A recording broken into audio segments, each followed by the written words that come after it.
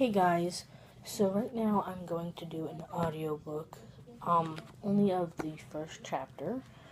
Now I don't know about you guys, but I like to hear stories, chapter by chapter, instead of having to go through like 10 hours of an audiobook. And I seem to not be able to find this book here on YouTube. It's probably on audiobooks, but I don't feel like paying money just to hear an audiobook. Even if I can get it or not, I'm not going to pay for their services. I heard they don't have a lot of books there. I mean, they do have books, but just not in my genre anyway. Sorry if you guys can hear the TV. This is Vampirates, Demons of the Ocean. It is about Connor and his twin sister. I don't remember her name. Grace. Connor and Grace. I mean, if you guys know it, then you guys are familiar with this book. I have book 1 through 4, and I read the first book like 2 years ago, but I don't remember it. Alright, so this is the first chapter. I'm going to skip the prologue. And when it comes to the Chantilly, whatever they call it, I'm not going to sing it. I'm just going to read it, but I'm not going to sing it. So here it goes. Chapter 1. The Funeral.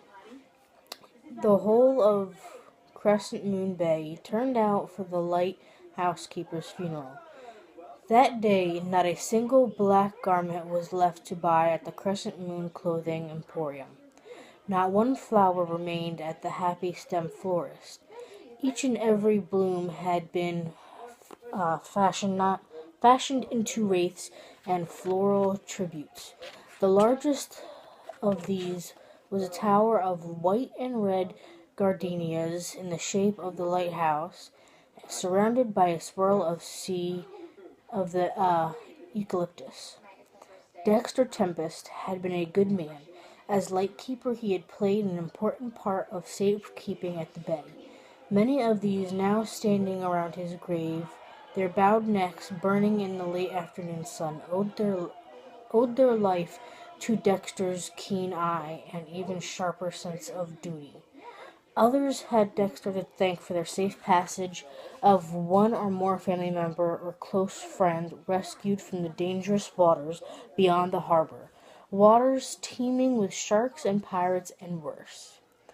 Crescent Moon Bay was the smallest of towns, and each of its inhabitants seemed bound to the others as tightly as stitches in a piece of knitting. Such a tight weave didn't necessarily make a comfortable living. Gossip flowed faster through the bay than the rapids of Crescent Moon Creek. Right now, for example, there was just one topic of gossip, which was to become the Tempest twins. There they stood in the front of their father's grave, 14 years old, not quite kids, not yet adults. The girl, tall and lanky, with a rare intelligence, the boy already blessed with the body of an athlete, but truly they had few blessings to count. Now they were orphans, but for each other, all alone in the world. Not one in the bay had ever glimpsed the twins' mother, Dexter's wife. Some doubted even that a marriage had taken place. All they knew that one day Dexter Tempest left Crescent Moon Bay with madcap notion to see something in the world, and one day, a year or so later, he returned with a heavy heart and 2 swaddling parcels containing twin children, Grace and Connor. Polly Paget, matron of the Crescent Moon Bay Orphanage, squinted in the bright light to better observe the boy and girl. She appeared to be measuring them, much like an artist making a sketch. Polly was preoccupied by the dilemma of which bunks to acculate to her new arrivals. True, no arrangements had yet been discussed, but surely there was no other option than the orphanage for these two children. The boy looked exceedingly strong. He could be set to work in the harbor, and the girl, though slightly slender in frame, was sharp as a tack. No doubt she'd excel at helping to stretch the orphanage ever-dwelling budget. In spite of herself, a smile crept across Polly Paggett's lips, tightly parcelled lips. Lachlan Bugsby, the bank manager, turned his head from the fine floral tribute commissioned by his wife. Wow, how do I get those two mixed up? And surely unsurpassed in the churchyard, to better observe Grace and Connor, how poorly their father had provided for them. If only he had glanced across his bank accounts once in while, instead of devoting so much of his attention to the shipyards and the harbor. There is such a thing as giving too much. There is not a mistake Lachlan Bugsby ever intended to make.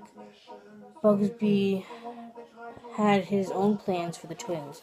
Tomorrow he would break the news to Grace and Connor, calmly and gently, of course, that they had nothing in the world, that Dexter's possessions, his boat, and even his lighthouse itself, no longer belonged to them. Their father had left them nothing.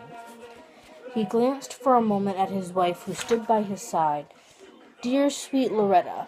He could see how she found it impossible to take her eyes off the twins. It had been a cruel blow to them that they had never been able to have children, but now it seemed that things might make its way out.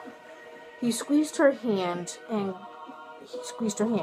Connor and Grace knew that they were being looked at. It was nothing new. All their lives they had been a subject of gossip. They had never escaped the drama of their new arrival at Crescent Moon Bay, and as they grown, the emerald-eyed twins had continued to be the subject of rumor and speculation. There is an envy in the small town of Crescent Moon Bay, and people were envious of the curious twins who seemed talented in ways their kids were not. People found it hard to figure out why the lighthouse keeper's son was much more better at sports than the rest. Whether it was soccer, basketball, or cricket, he seemed to run faster, strike harder, or even neglect to show the team practice for weeks at a time. And the girl provoked equal suspicion. Among her teachers as well as her classmates, she, with her unusual wide range of knowledge and strange notions about things far beyond her age and station in life. Dexter Tempest, so the rumors went, had a strange father to the par, filling their heads with curious tales. Others went further still, suggesting that he had arrived home with Crescent Moon Bay with a broken mind as well as a broken heart.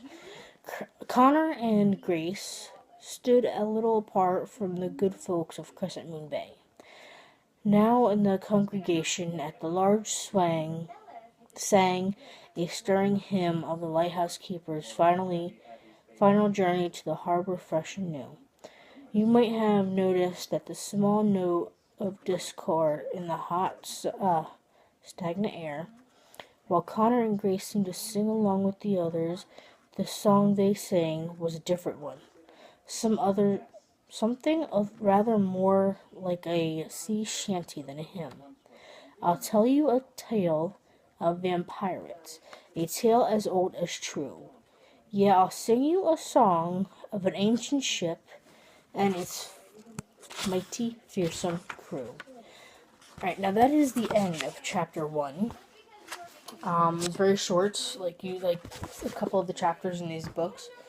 But, hopefully you guys enjoyed that. Sorry I messed up a couple of spots here and there. I'm still not used to this. So if you liked it, please let me know. Leave a like, subscribe for more content, and let me know what you want me to read next, or if I have like a certain book, and if you want me to read more of this book. So yeah, like, subscribe, favorite for more content, and let me know in the description or in the comments what you want me to sing. Thank you guys for watching. Bye!